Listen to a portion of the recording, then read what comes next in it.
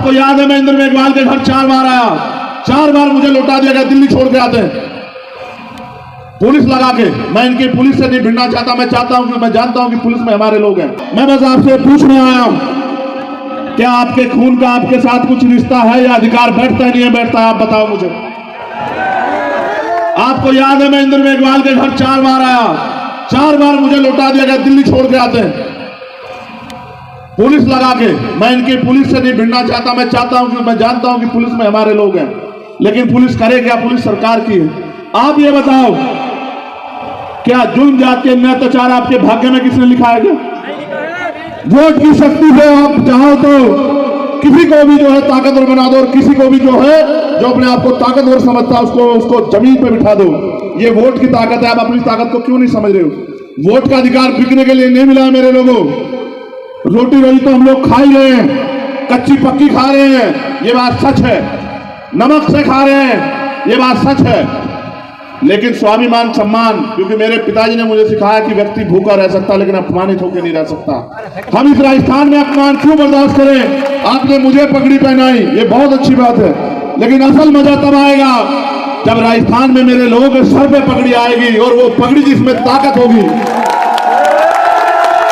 जिस पगड़ी के पहनने के बाद आपकी कलम में वो ताकत होगी कि आप चाहो तो अपने बच्चों को कितने रोजगार दे दो, आप चाहो तो कितने ही भूमिहीनों को भूमि दे दो, कितने ही लोगों को लोन दे दो, कितने लोगों को रोजगार दे दो, कितने ही लोगों को, गरीबों को, कमजोरों को सशक्त लाइन शर्त दे दो।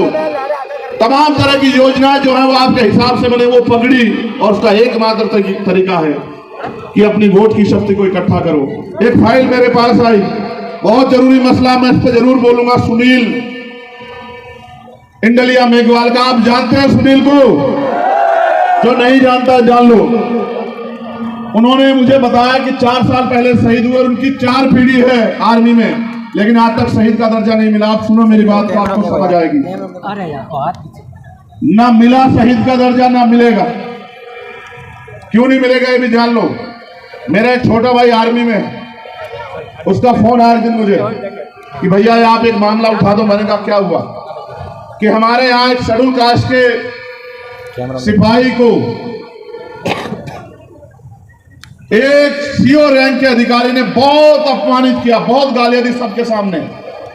इतनी गालियां दी, उल्टा सीधा बका, जाति सूचक शब्द कहे कि वो एक दिन तो किसी के साथ बोला नहीं और अगले दिन उसने सुसाइड कर लिया।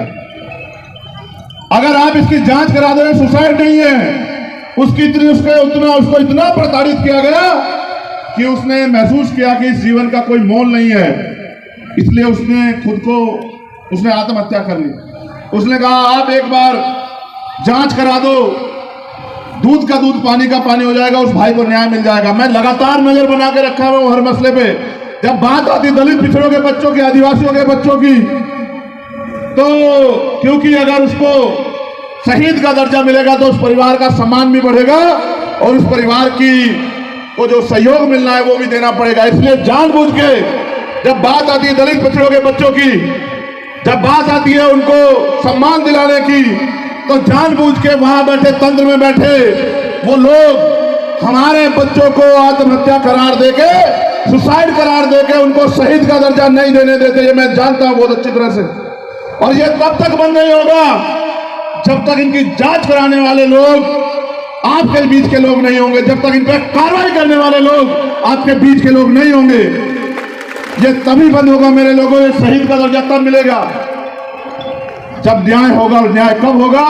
जब न्याय दिलाने वाले हाथ आपके होंगे। या पुलिस के लोग खड़े हैं, आप वो बेहतर जानते हैं, मैं सबको नहीं कह रहा हूं, लेकिन बहुत से अधिकारी कर्मचारी ऐसे हैं जो रेप हत्या होने में भी FIR नहीं लिखते हैं, जो ताकतवर लोगों से पैसे लेके अपराधियों को गिरफ्तार नहीं करते हैं। ऐसे बहुत सारे अधिकारी कर्मचारी होते हैं।